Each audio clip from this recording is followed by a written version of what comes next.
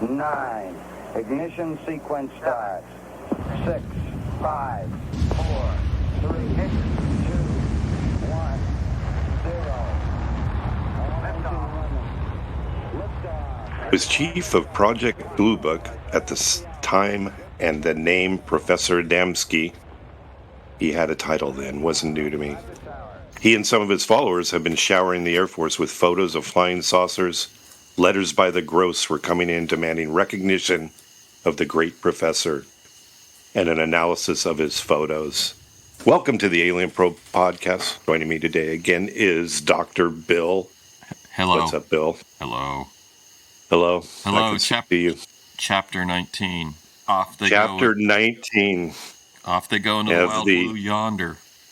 From the report on unidentified flying objects, we're almost through it. We have two chapters to go.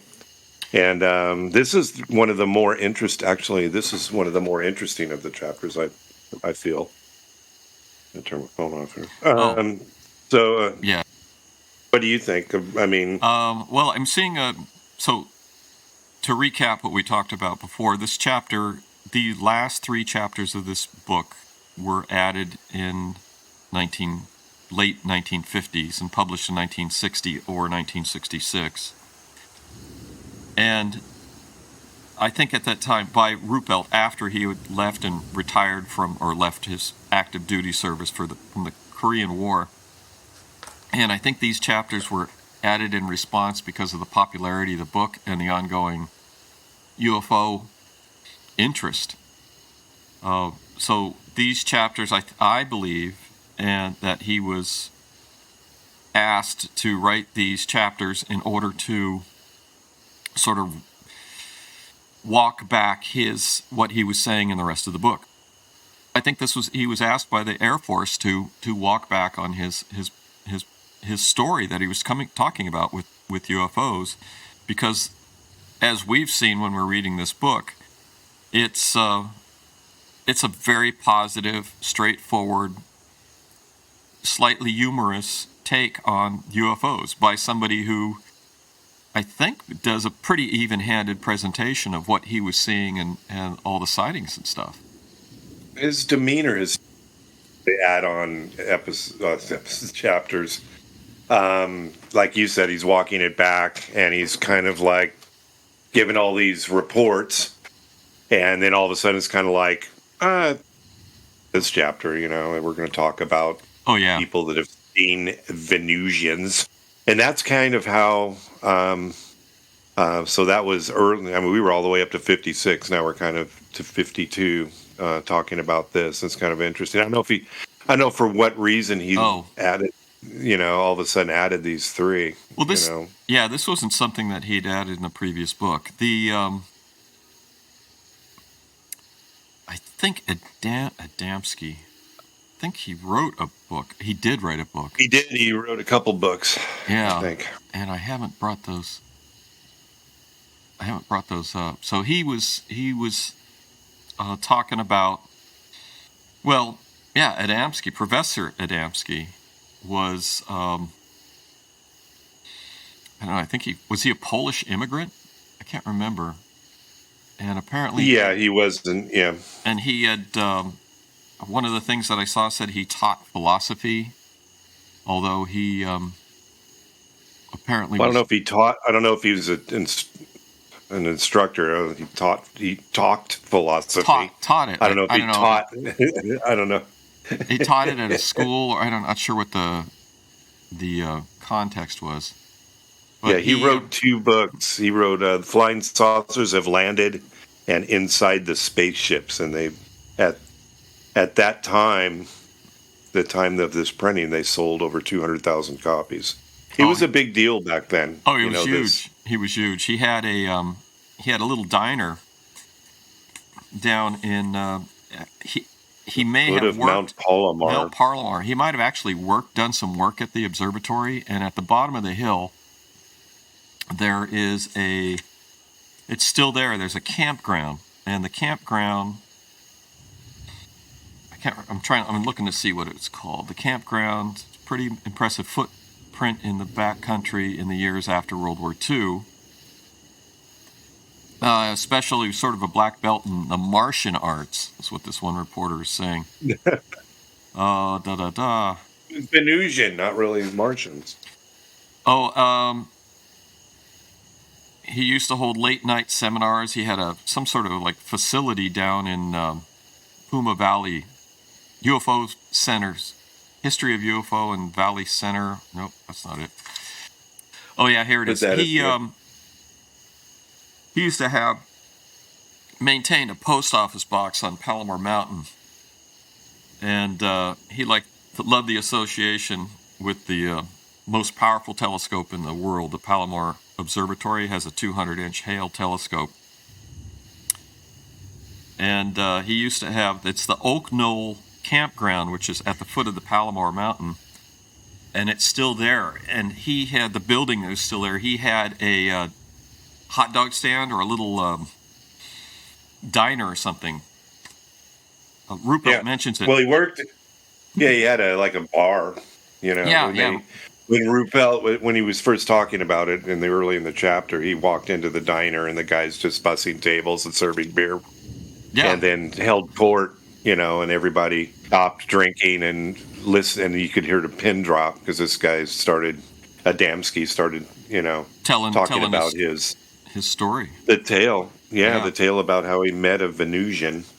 And he met a Venusian. So it's pretty crazy. I mean, he had also photographs that he sold of spaceships, UFOs. Yeah, I have one of those here. You have one of the pictures? A representation of it. And it looks like a pie tin? Yeah, I don't know. It's sort of an oblong. It's sort of an oblong cigar-shaped thing, and then it's got 5 white lights surrounding it. Yeah, that's where you lose me. They don't need lights. Yeah, I don't know. It's just but he would sell these pictures. He'd make money. The guy apparently made a lot of money. Made a big living off of this. They had a facility. And this is actually something that we could actually investigate at some point. He had a facility which apparently is vacant. The land is still vacant. And they had a commune on Valley Center Road, east of Cole Grand. This is in the community, in the, I guess, Puma Valley. It's L.A. This must be L.A. It's north. Palomar is, I think, north of L.A. It's at the top of a mountain. It's been closed because of the zombie apocalypse, and I think they're opening it up now. And is the observatory still there? Observatory's still there. I really, if I get out there, we should go down there and check it out. I want to go to the observatory. We'll do that. I may have gone to the I can't remember. I may have gone to the observatory in a long time ago on one of my trips down to L.A. just to check it out. But I don't think it was open, so I was only able to drive up and just drive around it and then drive on and never get out of the car. So he had the UFO Education Center. Oh no, that was established after his death, and then they were sued because there's still the Adamski Trust.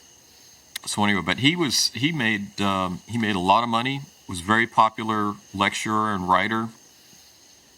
And this is, I think my take on this is there's like an escalation of the UFO. You have the UFO sightings, and then you had the people that saying that they've met UFOs, ridden on UFOs. They mention several people in this chapter, and Adamski was the first one. He was Ruppelt's a pretty humorous writer.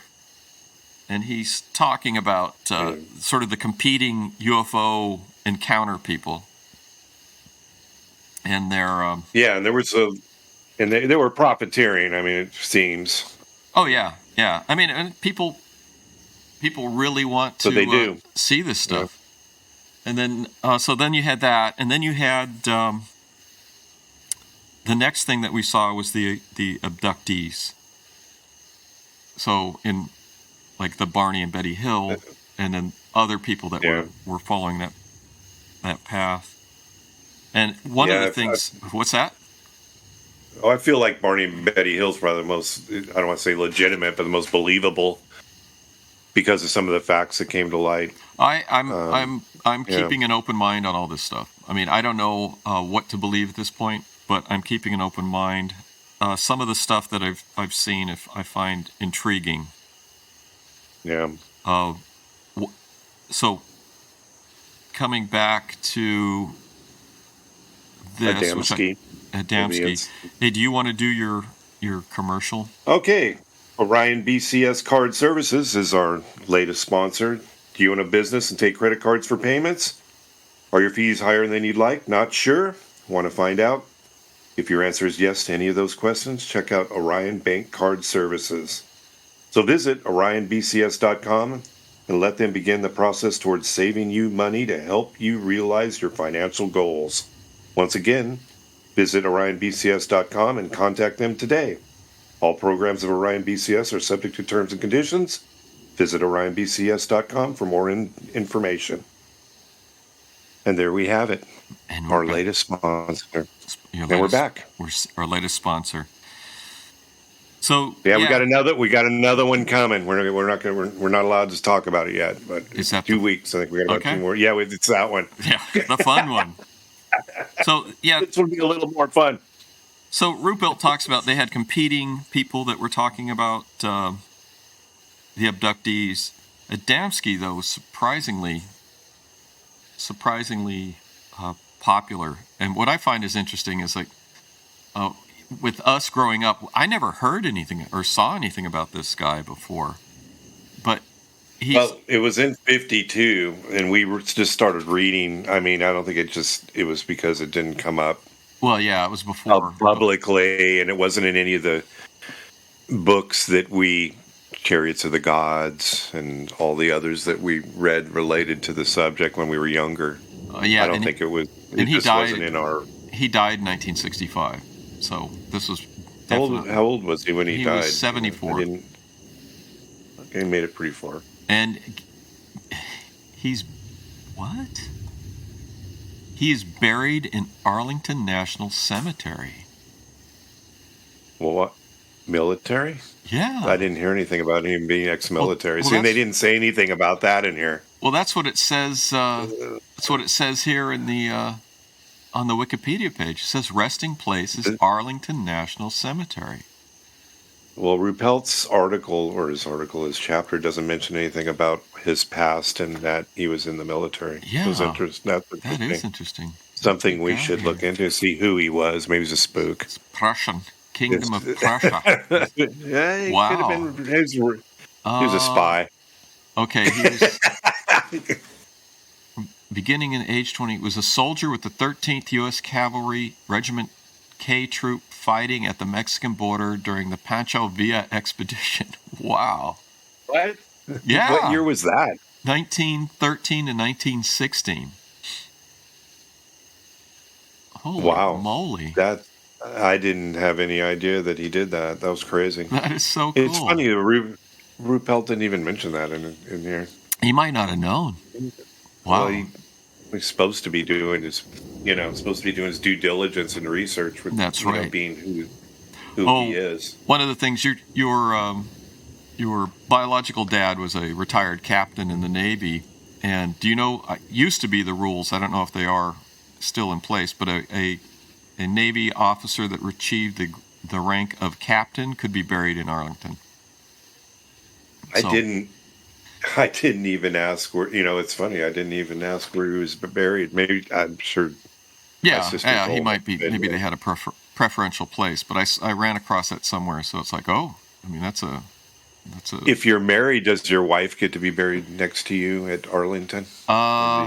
It's. I don't know. A lot of the veterans cemeteries do allow double interments for the spouse to be buried at the same sort of site.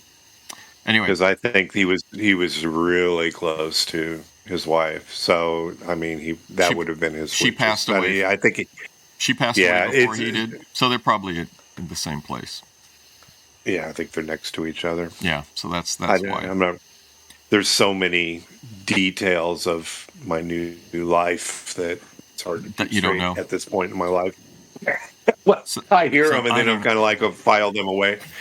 I have Everything. too many things to think about, like the Raiders player that Oh yeah. Oh, he killed was a good. What killed. was he? Was he a? Ruggs was awesome. Yeah, Yeah, he's he wide was receiver. really good. Yeah, Wide receiver. That's right. yeah, he was their number one. I Oh, think he might have been the number one for. And it's this thing is really I mean, this is a fire. I don't want to get us. yeah. I don't want to talk about it, but Yeah, he was a great player. he was a great player, and it's just horrifying to me that he killed somebody. Number one, Well, it's bad that he killed somebody, well, it's a and the kid dog, and the dog and the died. dog. Deb's Yes. like, well, yeah, but the dog died, and then Deb's worked up about that. Well, this is the problem. You He- take these kids, and you give them a lot of money, and they just don't know how to handle it. And yeah, Well- I hate it because I hate it because of the tragedy of the situation. But Yeah. then No, it's bad. being a Raiders fan, I also hate it that they had a great wide receiver that was Yeah. going. Well, we were 5-2. Yeah, we already had Gruden fall off because of his idiocy. Yeah. And then now, And now we got they had a wide receiver. This and- guy was going to have a great career Yeah. and be great for the Yeah, team. but- And it's just like, okay. But someone, All well, he was going 100. Everything's tracked with these newer vehicles. His Corvette, he was doing 157 Yeah. miles an hour, and then they said the airbags deployed at 127 miles an hour. I mean, this is one of the. No, I mean, it was a wreck. It's a tragedy. It's horrible, It's a and the thing tragedy. caught on fire, and so you basically. Yeah, it's bad, and really, that's the hell with football. It's a stupid thing. I hate to say the hell with football because I love football, but this is really number one. This is a stupid decision that has ruined his life and killed someone. Yeah, and it's just like, well, the thing is the people kids, listening, don't drink and drive. Yeah, well, these kids. I mean, you take these kids, and all of a sudden they have all this money, and I mean, this is just, they just don't know how to handle it, and Yeah, I know that that the league tries to. They do coach the kids, counsel these kids yes, on financial matters, and they know that their contracts have a clause, what do they call it? They call it a I don't know. You have a clause in there, a good behavior clause. So yeah, and they have to abide by that, or they'll be thrown off the team, kind of like Gruden was. Yeah. So I noticed with this kid too. It's like his lawyers. He hired these lawyers, and then they like dumped him like a day later because it's probably. Oh, did they? Well, yeah, they dumped him after the team dropped him. So he got his upfront money. He's got no money. He spent it all. I'm sure he spent it all, and he was anticipating. Yeah, he bought $1 million. His house was $1.1 million, which isn't. The house is which gone. Isn't. Yeah, the house. I don't know if he paid cash for it, but yeah. So he's going to be broke very fast. It's a horrible tragedy, and I always I love to see a great player, and I love to see a great player succeed, and so it's just, and I hate to see stuff like this happen. We all love great players. We all want to see them do. Well, Raiders are 5-2. I'm like, you know what? Can you just like they're cursed? They are. They are. They are cursed, absolutely. They are absolutely the team has the worst luck in the world. Yeah, so, they got this brand new stadium, one of the best in the league, and then I don't know how you feel about them moving to Las Vegas, but I feel that Las Vegas is a perfect city for them. Oh yeah, Sin City. Yeah, that's the. I mean, I grew up with the Raiders. My dad was a huge Raider fan. Yeah, we grew up. And you know the stories of going to the stadium. Oh, I love. It's the old Raiders were something else. Oh, it was awesome. And then now we got this. Yeah, we have this. And that's our sports note corner for today. The week. Oh, I should. So the UFOs story, from what I'm seeing it as a, hopefully an impartial scientific observer. So you have the sightings. You went to these people saying that they're going for rides with UFOs, like Adamski, who was very successful, very prominent career, talking about his experiences with being picked up by these people. The Venusians. Venusians. Also, they were worried about radiation or atomic bombs. Yeah, that's a big theme with these contacting people. And that was a big theme in the culture up until, you know, the 80s. Is nuclear Armageddon was the big thing that were all concerned about. I mean, we had air raid. Remember the air raid sirens? Siren We'd have to get under our desks. We had an air raid towers in our hometown. We had to do the duck and cover drills very early. I can remember doing that very early on. Then they stopped it after a while. But the air raid sirens would go off every day at 12 noon. I don't know if they still do that. I don't think so. Last time I don't even think that thing's still there. That was over by where I lived. The tower was over, I believe, is where I like Grove Way, over where I originally. There was a couple of them. There was one by off of Lake Chabot by the park. Oh, really? But there's not the lake park, but the little park across from the grocery store, Ralph's or whatever it was. Yeah. There was a tower there, and that's the one that I could hear from my house and where I grew up. And that one, I can remember that. Used to, for years. I think through high school, I think that thing used to go off at noon every day. Yeah. Well, I always knew when it was noon. Yeah. Check your watch if you had one. So then you had the people with the Venusians, and at the time, people didn't know. They had a good idea of what conditions were like on Mars and Venus, but not a really good idea, and there was a lot of speculation. So the possibility of there being life on Mars and Venus was sort of in the culture and in the science. That was a possibility. So people coming forward and saying that I've encountered a Martian or a Venusian had a degree of believability in it. Now it's like, no, Mars has got a very thin atmosphere. There's probably I believe that we're probably going to find some sort of microscopic life on Mars. And eventually, I think there was ever people there or whatever? I don't. Was it ever populated with anybody? I mean, that's what Earth would look like millennium later. If everybody died. Yeah. You know what I mean? It would be just... all life was to vanish, yeah. It would look like that because everything just... Yeah. All the meteors and crap just keep hitting it. And there's nobody there to really improve or fill in the holes or do anything. Yeah. And fill in the holes. And I always hope, they're going to find something. That face, that giant rock that looks like a face there. Yeah. On Mars. So is that something?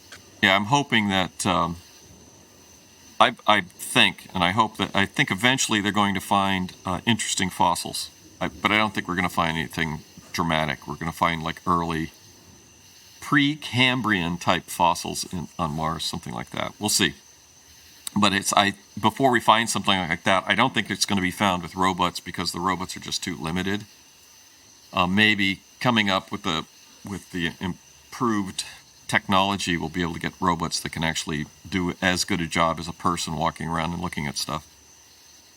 We're going there. I mean, they're developing it's getting there. Technology to put a base there. We talked about why don't they go to... And I did want to ask, the moon, we always see the same side. It doesn't... Yeah. Well, there is a dark side. There's a dark side. We actually can see, I can't remember the exact number, we can see like 55 or 57% of the moon's surface because of precession. It sort of rocks a little bit. So we actually can see a little more than 50%. Yeah. So what's on the other side? We haven't been... Well, I just keep reading about how not all the astronauts as they were on the moon have seen flying saucers and they've seen the buildings and and that NASA has erased. They had a team that erased a team that actually erased. There were images and their job was just to erase the pyramid. Like there was a pyramid there, but yet there was a pyramid there that guess I didn't turn that off like I wanted. Is there something there? Was there something? Did they see something? I don't know. It's just just keeps coming to light that there was Well, it's like in this Yeah. chapter, they're talking about one of these abduction peoples. It might have been Adamski or someone else was talking about the back of the moon was populated, had cities and all sorts of stuff Yeah. on it. And then the Russians sent up a lunar probe that took pictures.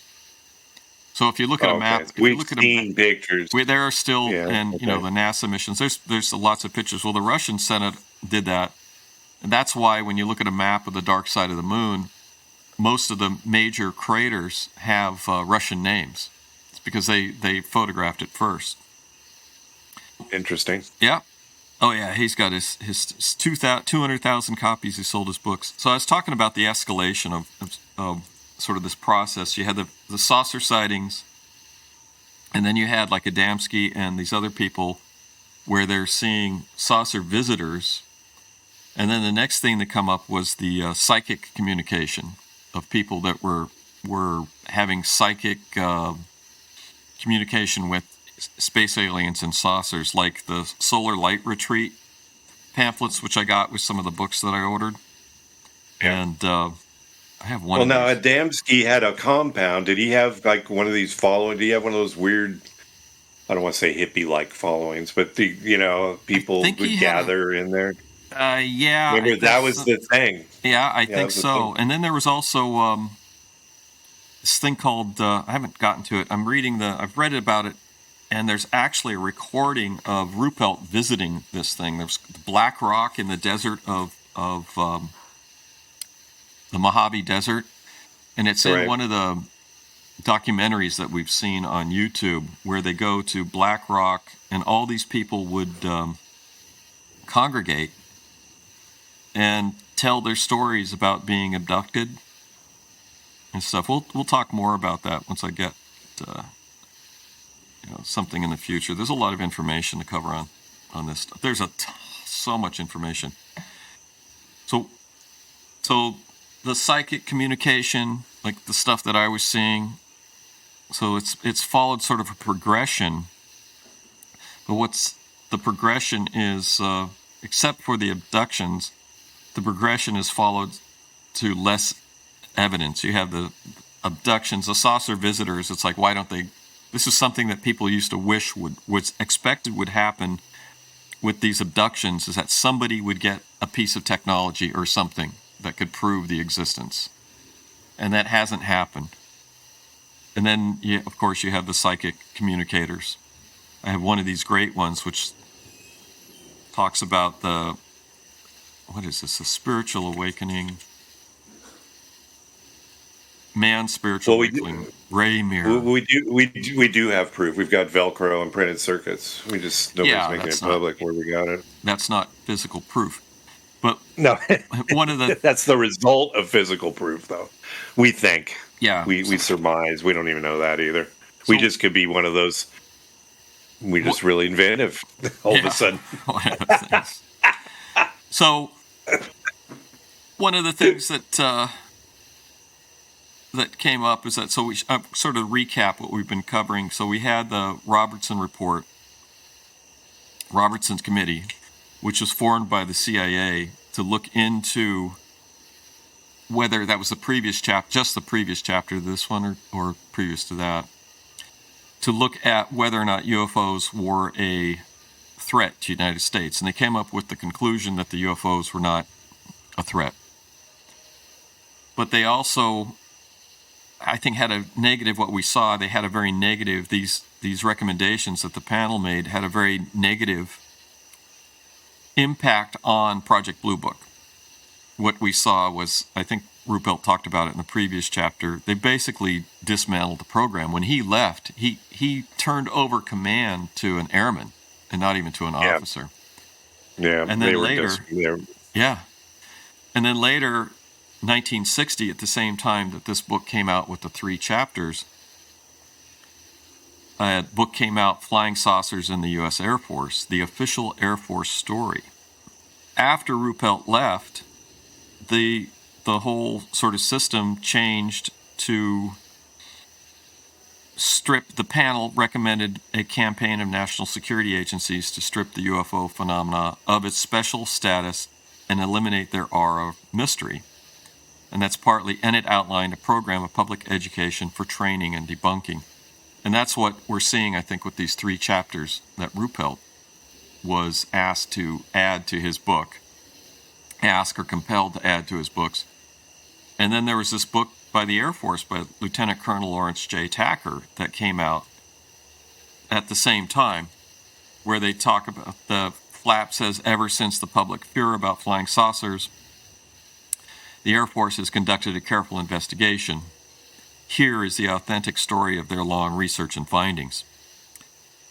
By casting doubts on this program and the frankness of the reports, sensational authors have confused the public. This book will clarify that confusion.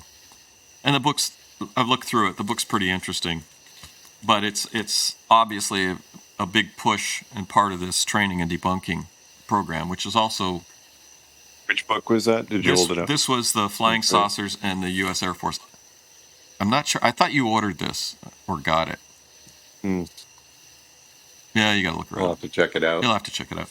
And also they had one of the things that came up was Flying Saucers by Donald H. Menzel, Myth, Truth, and History, which doesn't do a great job of debunking. This came out in 1953.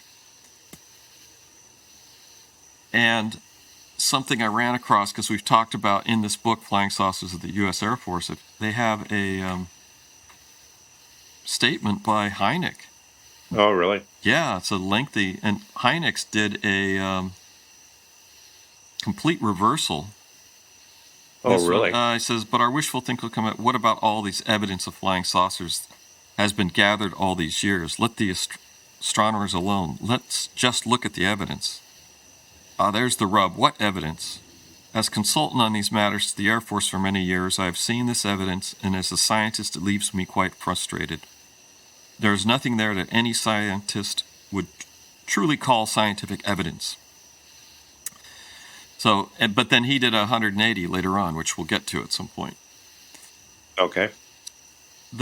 Also, I mean, this is great. In December 1953, and Ruppelt was just talking about 1952. December 1953, the Joint Chiefs of Staff moved to plug any leaks by making the unauthorized release of information on UFOs a crime under the Espionage Act, punishable by $10,000 fine or up to 10 years in prison. Great. Yeah, so I mean that's the government. Why is that? Yeah, the government's doing a big push to. Well, part of the reasons what they said is that they were interested in. They felt that the Soviets could use the UFO flaps as a way of overwhelming the communication system. Because remember, at the 50s, at this early time, we didn't have radar coverage for the whole country, and what we had was. We had the Aircraft Recognition Corps, which was volunteers that would basically, you would sit out in your yard with binos and watch the sky and call in reports. And as we've seen from some of these things with the Ruppelt's book, this happened. They had a couple good sightings, unknowns that he mentioned in the previous chapter. But yeah, it keeps. I mean, it's an interesting story. So we have. They're not abductees. They're people that are being invited onto the ships. Did you like the one where he in the chapter where the guy walks up to the ship and then the guy goes, "I wouldn't do that if I was you, buddy," when he goes to touch the ship. He goes, "Pal." Yeah. That's great. Yeah, the Venusians talking like he's a freaking gangster. Yeah, I wouldn't do that, buddy. It's hot. It's hot. It's hot. And it's glowing, which, and they're selling, people are selling, audio tapes for $4.50 for a 10-minute. But that's big money back in the 50s. Huge. I mean, it's a P.T. Barnum, he mentions. Yeah, the whole thing, and then there was a guy that was camping by White Sands, and he was approached by a Venusian also.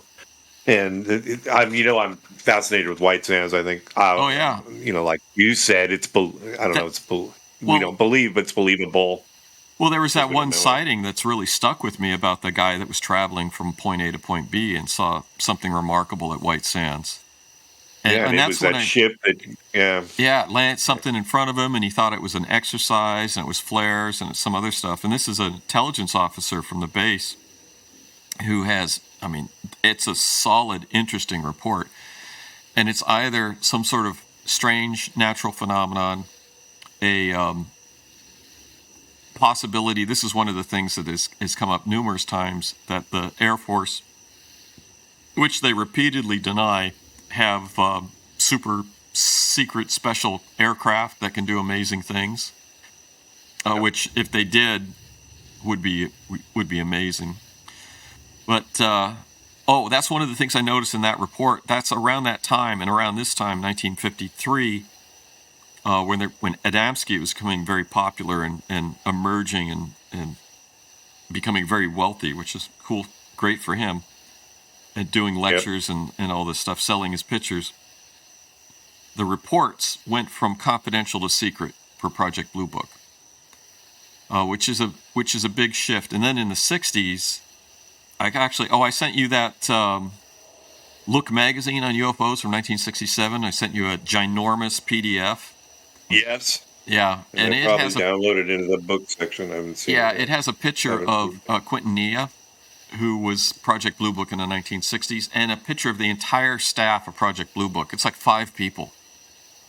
So. Oh, really? Yeah, it's. Oh, that'd be awesome. Yeah, I mean, Project Blue Book. I mean, it's like two female staff and like three other people, including Quintanilla. And poor Quintanilla, what's that? Well, it's hardly anybody to. I mean, it just seems, It's nothing. Seems like you'd have to have a much larger staff to take care of every report, or at least sift through them. Yeah, so it's like when the Air Force, especially when this other book came out, when the Air Force is saying that we're doing all this stuff for Project Blue Book, I don't know. It seemed to be a lot of lip service. There'd been not a lot of action, and in the 60s, early 60s, with Quintanilla in there was not a lot of resources, and they were talking about these cameras and stuff. The cameras went away.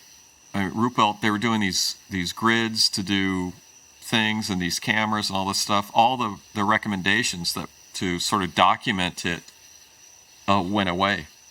And now we have Project Galileo that is building, high-resolution cameras to look into this. And we didn't mention the other news with Project Galileo, which was that Chris Mellon and Luis Elizondo have joined Project Galileo. It's interesting. Yeah, well, it makes sense. I mean, it seems right. It seems that they should do that. You think Elizondo knows more than he's conveying? He's limited because you said his pension's risk. Could that be it? He does have he does have certain obligations. Yeah. Well, it would be stupid to come out. I mean, you're never going to be compensated enough if they take your pension away. Well, he has, unless it's huge. He has said there are things he can't talk about. There's things that everybody can't talk about, but it's like, what is? Yeah. We don't know. Is it UFO related, or is it just something? We don't know. And I think that's I think it's a good, cool thing that they're doing that. It makes sense. So Project Galileo, we'll see what happens with that. So you had texted me earlier in this week about the Maury Island incident where the flying saucers collided. Yeah, that was the UFO. What's the name of the Hunters? UFO Hunters. Yeah, and it's this guy he's the leader, which is old, like our age or older, and a couple of guys, researchers, tag along with him, and they went to that. And I remember this story from before. We've talked about it before. Yeah, they're in a boat. They got his kid. They're fishing, and like 4 donut-shaped UFOs come over the top of them, and one of them's wobbling like it's a little bit out of control, and then it starts dumping this stuff out of it, this molten rock, which is how they explained it, and it would hit the boat, not a ship, it was a boat. It killed the dog. It injured the kid's arm. Yeah. They allegedly, so that was the story. And then some Air Force officers, well, they sent in a B-25 Mitchell bomber that carried, I mean, it's not really, they're bombing anything, but that's what they flew in on. Yeah. A couple of, I don't know if they were Air Force, but I don't know what, they were Air Force, but I don't know, but they said there was a couple of guys which could have been researchers of some kind that were, maybe it was people involved with Blue Book, but the plane leaves and then it frickin' crashes. And then, so they took a box, like a shoebox full of this molten material or with them. And it was on the B-25. And then when it went down, so these guys, in comes the UFO hunters. So they went into they dived. Did you watch the episode? No, I couldn't find it after I watched it once. It's season 1, episode 1. So Okay. they dived into, I think it's the Puget Sound. maybe Puget Sound, maybe. Yeah. And then they didn't really find. They found a couple things that could be molten rock, and then they were, of course, sent them to a lab. And the guy says, "Yeah, this is the most interesting one, but it's fairly common. It's just volcanic material." Mm-hmm. Kind of like I brought you in Oakland when I said, "Holy shit, look at this! Yeah. I found something crazy." And yeah. we threw it in your fireplace, and it glowed blue, but it was slag from a train. So it's so then and I didn't get a chance. I couldn't find it to finish it, but they found the wreckage. Well, the wreckage had been taken away, but there were still pieces of the B-25. So then they're sifting over this B-25. So I was kind of wondering if they found anything else, and I didn't get a chance to finish it. So we'll have a further report on this later. But okay, it was interesting. I know, are they going to? It was just sinister. I thought the whole thing was. I mean, they've established that the plane did go down, it did crash, but the B-25s were notorious. And I'm a little bit of an aircraft buff. They are notoriously bad handling aircraft. Is that the one? You got to be on your game. Is that the one with the twin tails? Oh yeah. Yeah, it's a twin tail. Yeah, those. Yeah, it has a twin tail. It's not the twin body, No. but they're just notoriously bad handling aircraft. Yeah. So they surmise, well, the thing just crashed. And so they were trying to decide what made it. They're trying to do this forensic thing about, was this part exposed to heat and this part not? Yeah, they were doing their due diligence, and it's a good. I don't want to say it's a hokey show, but this is a story that we've run across before, and it was kind of interesting. But I believe. Well, I don't believe I read on it, and the captain of the boat, the boat owner, said that it was. He denied that that's what actually happened. He came out and ultimately said, "Oh, that isn't what happened." And then later on in his years, he says that did happen. So I don't know if Men in Black came in and told him to shut up or what happened, but he said, "Nah, this didn't happen." Then he changed his mind later. So I don't know. People like notoriety. Well, who knows what the real? It's funny because I was looking at, after you told me that, I was looking at the new report on flying saucers published by True Magazine, number 2, which was published in it's actually somebody dated it. That's interesting. 11/27/1967. And Theodore Sturgeon. Did they write it? Did they write in the date, or what is it? Yeah, it's written. You can look on the publishing page, and it says 1967, but somebody actually wrote a date on the front cover. I'm going to pick this up. Interesting. And it has an article in here by Theodore Sturgeon, who was a science fiction writer, who I never really got interested in. But he read a bunch of these books, and it's called it's terrible, Fanciful World of Flying Saucers. A critic finds that some of the most imaginative and distorted thinking regarding UFOs taking place in the rash of books on the stands today, and he urges you to strict avoidance of them. So he looked at several of these books, and one of them I was looking at, I just bought it. And I have 3 of these books. And but I was reading this article, And he's got Flying Saucers, the startling evidence of the invasion from outer space. I think I just sent you that book. And then They Knew Too Much About Flying Saucers by Gray Barker. That's the first book where I think Men in Black come up, where he talks about this is a guy he's investigating UFO sightings, and people are sort of backing off on it. And this is I believe the first mention of Men in Black. And then the last one was the real UFO. Oh, he's got a list here. Real UFO Invasion by Raymond A. Palmer. I was taking a look at that book, and I happened to find a description of the chapters in the book.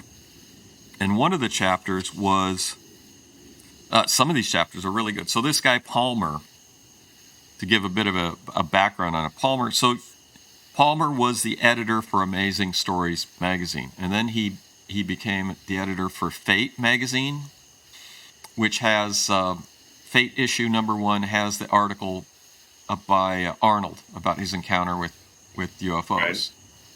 And this guy also wrote with Arnold his book, The Coming of the Saucers, which I think is I have an ebook. Some of these older books, you can get them online for free, obviously, for ebooks.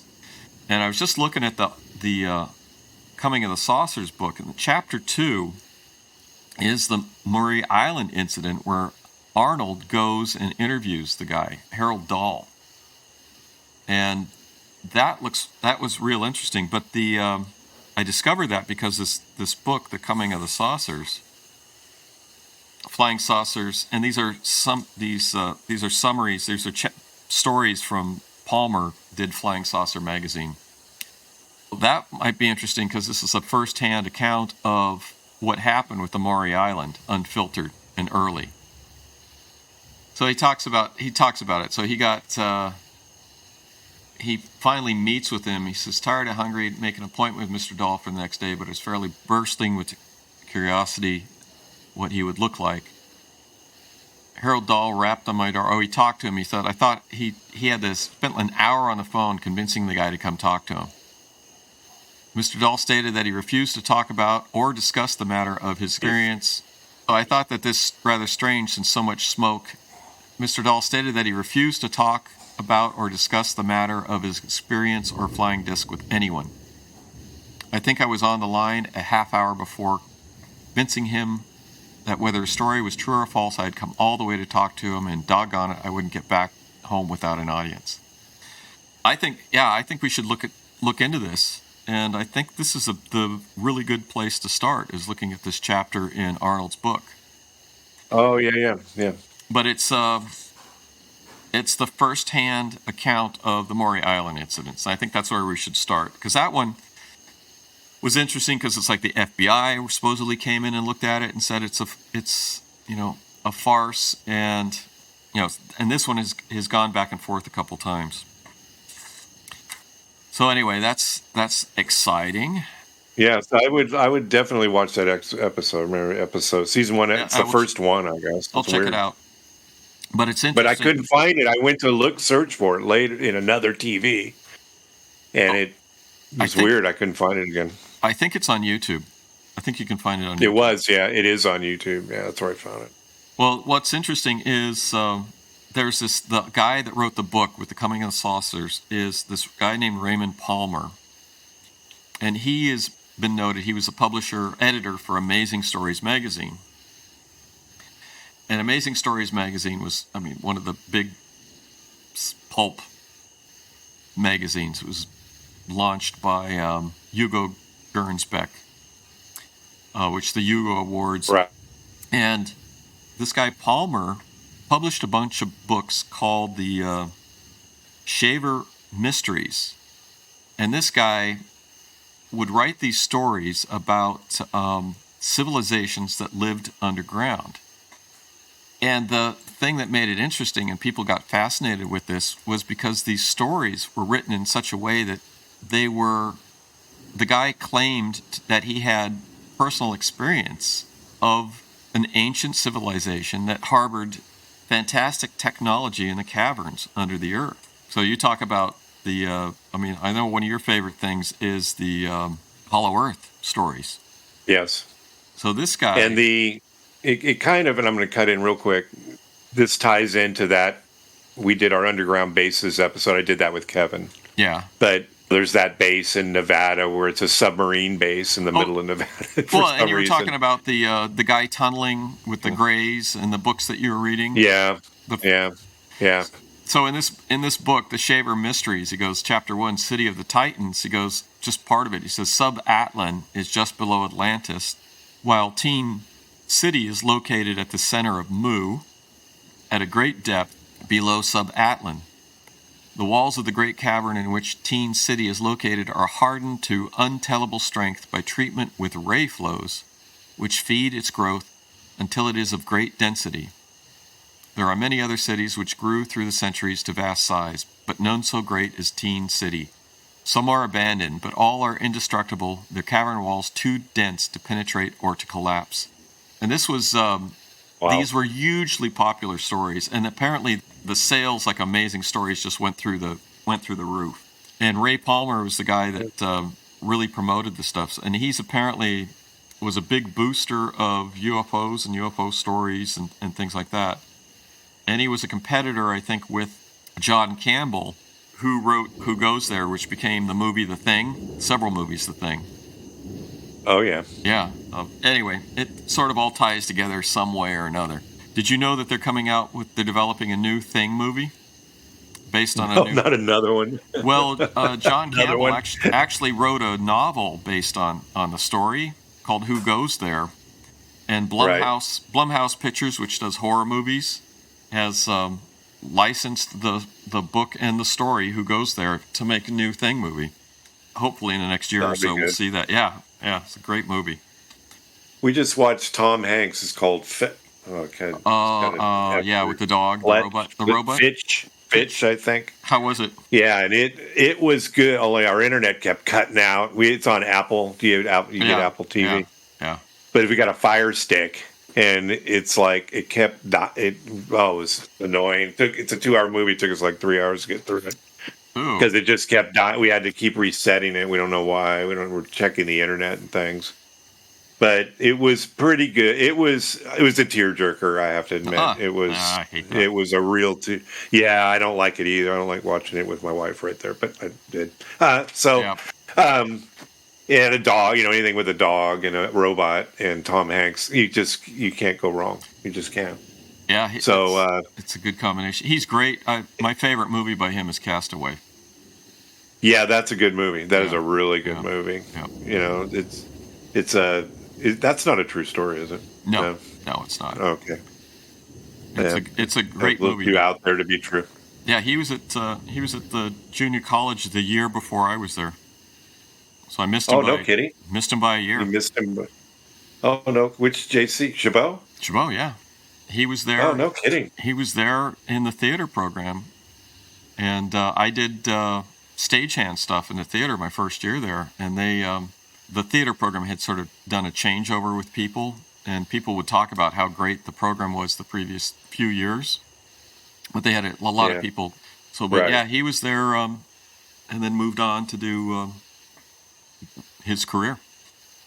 Be famous. Missed him. Clint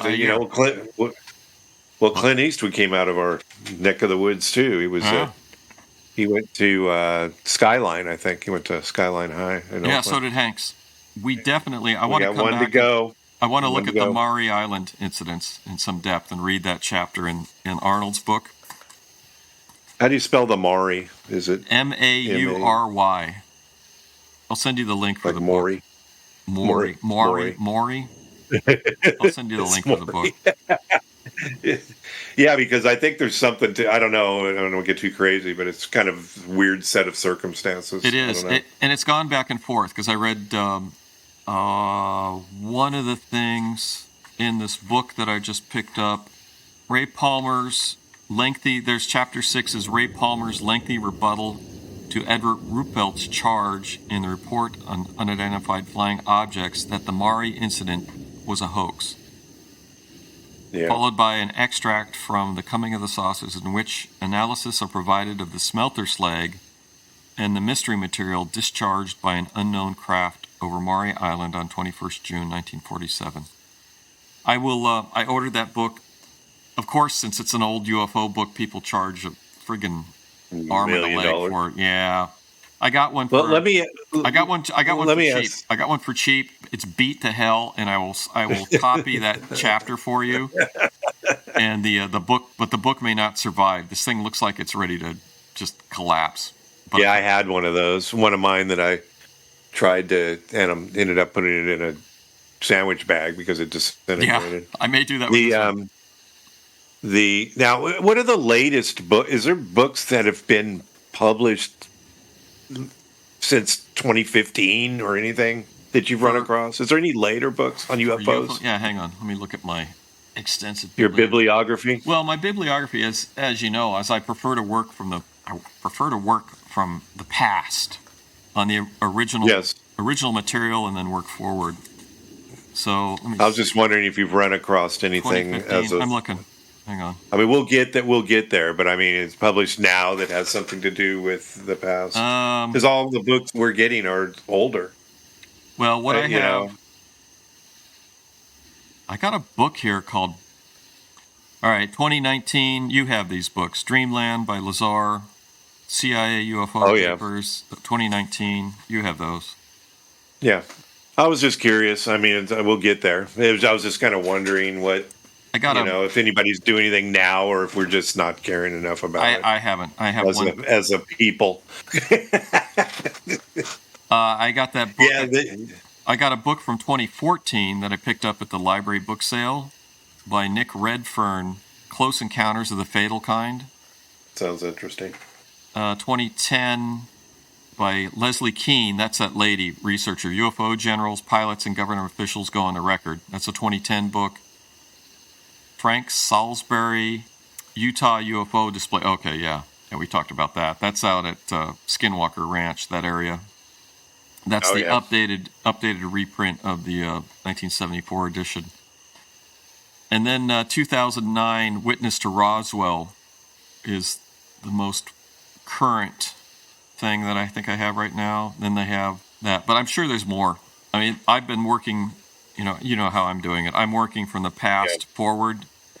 Well, that's how we're approaching this Yeah. now, and then we drop back as we find like the Maury Island incident and kind of I really want to look come into it a little further. Yeah, I really want to look into that. That's because I read the report by Ruppelt. I said, okay, so there's nothing here, and then I've come back. I've seen some other things where people, the FBI apparently really didn't do much. FBI did investigate it, but they didn't do much of an investigation. And just the statement from Arnold in his book where the guy says he doesn't want to talk about it. Yeah. Which happens with a lot of these people when they come forward and they talk about this stuff, and then they just get hammered and go, I don't want to have anything to do with this because it's just disrupted my life too much. Yeah. There's one of the other things is remember that Musk saying there's no good UFO pictures. There's one picture in the scientific study of unidentified flying saucers, the Condon report. There's two photos that were taken by this farmer that are the only photos in that report where you have a nice, decent photo of a UFO that has been photographed, the people have been investigated and the photo's been analyzed, where they can say it's not, they don't know what it is. It looks like it's a flying saucer, basically. Yeah. And right. The they can't identify it as anything else. Yeah, and the people that took the picture, no vested interest in faking it. They made no money on it. They just said, this is what we saw. We're farmers. We saw this thing. I grabbed the camera, took some pictures. They don't want any celebrity or anything like that. So there's at least that one. Then there's another one which happened in L.A., and these pictures are really good. And they were Polaroids, and that one was extensively investigated by James McDonald, and he had one question about one picture, and those pictures have an interesting history, and I have an article on that and a reanalysis, because this guy took these Polaroids. He was a inspector, like a roads inspector for the county or something, and he saw this flying saucer. He took these pictures. Everybody says he's a decent guy. They did an extensive investigation. Somebody showed up at the guy's house in a military uniform, showed him an ID, said, can I borrow the pictures? Because he's lent them out to different agencies and stuff for analysis. Wow. Oh, wow. He never got them back. Yeah. I heard about this story. Yeah, decades later, there was somebody was doing a documentary, and apparently somebody had these original photos. And I think what happened was that the documentarians, it's when you're publishing photos, any photo that you take is copyrighted. If you put it on the internet, it's your property. And so the or if you want to make a movie or do anything like that. So the documentarians were like, I think somebody made the original photos available to the documentarians. The documentarians are like, we can't use these because you don't own them. Yeah, they're copyrighted. Yeah, you don't own them. These were stolen from the guy. We can't use them. So then the guy gets a phone call that originally took the photos. This says, check your mail. Check your mailbox. So he goes out, he checks your mailbox. There's nothing there. And then a little while later, he gets another phone call, says, check your mailbox. He goes out there, and this is like 20 years later or something crazy, and it's the original photos in an envelope in his mailbox.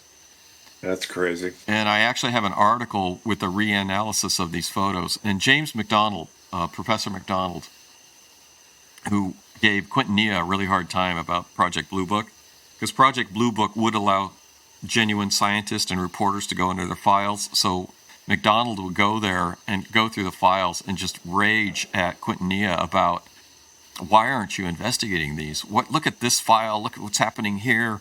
Why aren't you doing more depth stuff? And poor Quinton Nia is going, I'm just an idiot. I'm doing a bad job. I mean, the poor guy. I mean, I felt sorry. He's over his head.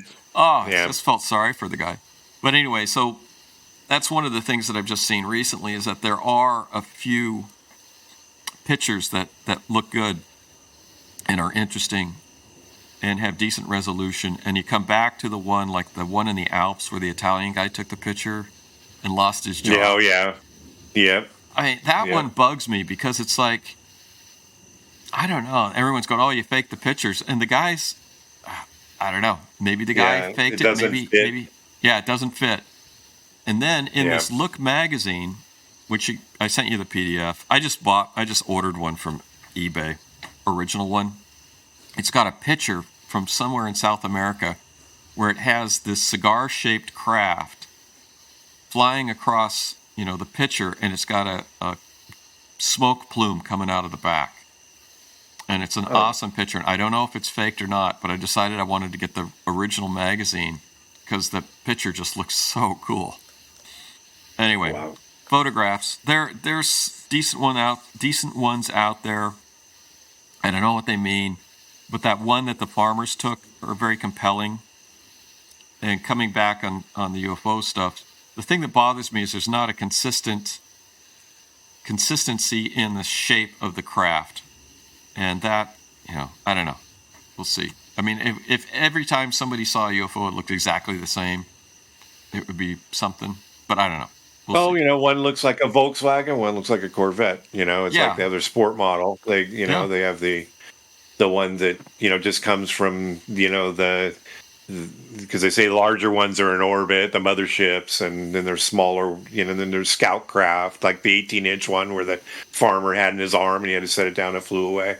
It's this chapter that I'm reading of just started reading on the Maury incident with McDonald is he's flying into this place to look at to interview this guy, and he said he saw a bunch of little UFOs flying and tried to film them with his camera, but he was flying out. Said he saw a bunch of little tiny UFOs flying around.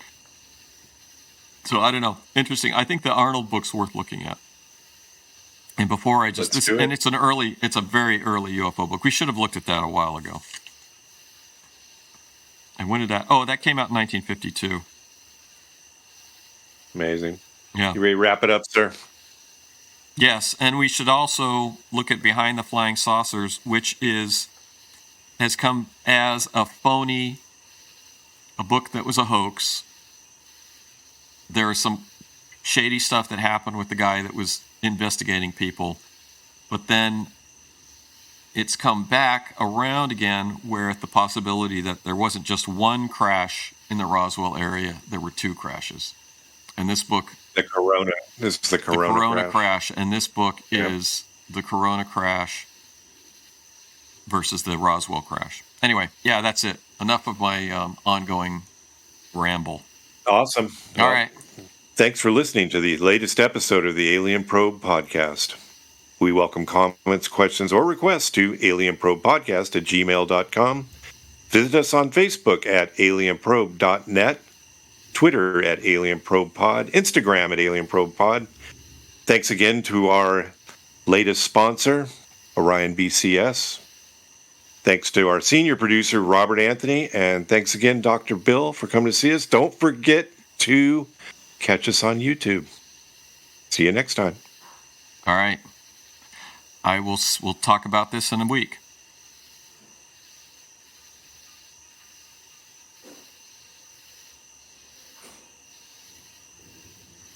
Yeah, this is, that Maury Island thing is, when I saw that, I know you said, hey, I go, dude, it's weird. I don't know. The thing is that you come back and forth on these things. When you look at them and you go, okay, it's a hoax. And then you come back at it and you go, you see other evidence. You go, wait a minute. Okay, something else is going on here. We're seeing a lot of that, seeing a bit of back and forth.